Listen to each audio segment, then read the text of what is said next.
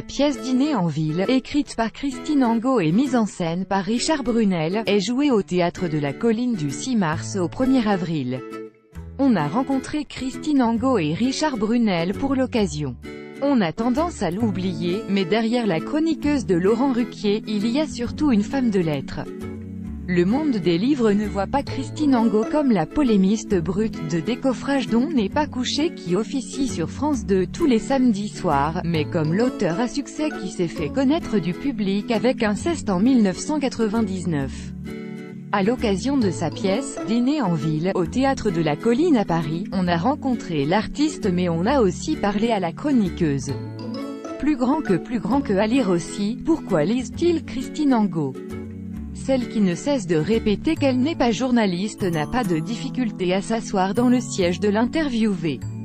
Si Christine Angot cherche parfois ses mots, son écriture est toujours précise, elle est même difficile à dire pour les acteurs, insiste Richard Brunel, directeur de la Comédie de Valence, qui tournait autour de Christine Angot depuis la parution d'Un amour impossible en 2015. J'ai été touché dans l'écriture, la collaboration tant espérée s'est donc concrétisée autour de Dîner en ville qui invite le public à passer une soirée avec la bourgeoisie parisienne.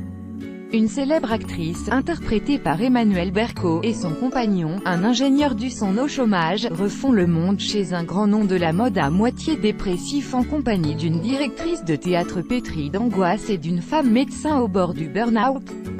Tout le spectre du petit monde bobo est donc représenté. Dans la vie, on a tous l'air ridicule, debout, assis, seuls, par petits groupes, les 5 personnages parlent de tout, mais surtout de rien, ponctuent leur discours de clichés et de postures sociales. Dans la vie, on a tout l'air ridicule, dans notre façon de parler, dans notre accent, dans notre manière de construire des phrases.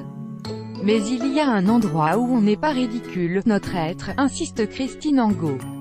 Exposer son être en permanence, ce serait très fatigant, et impossible.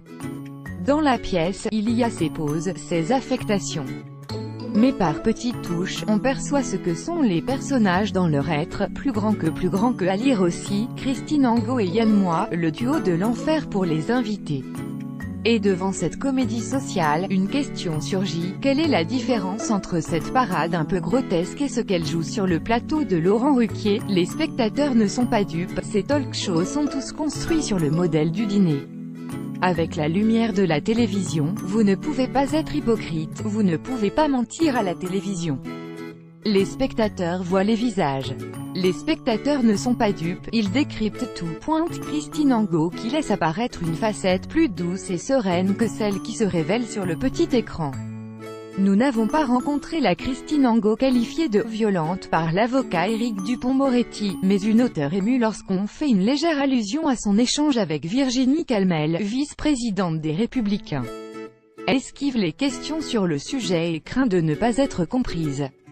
Plus grand que à lire aussi, Christine Angot, avant son coup de colère contre Sandrine Rousseau, s'était déjà emportée à la télé sur la fonction de l'artiste dans le monde. Elle est plus volubile qu'au sujet de sa participation à la prochaine saison dont n'est pas couché.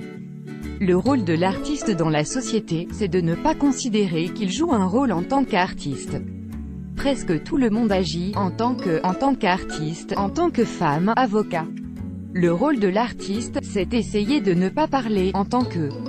Vous essayez de comprendre ce que vous entendez, éventuellement, de le faire entendre. Va-t-elle réussir à porter sa voix en se libérant de l'image qui lui colle à la peau? La question reste ouverte.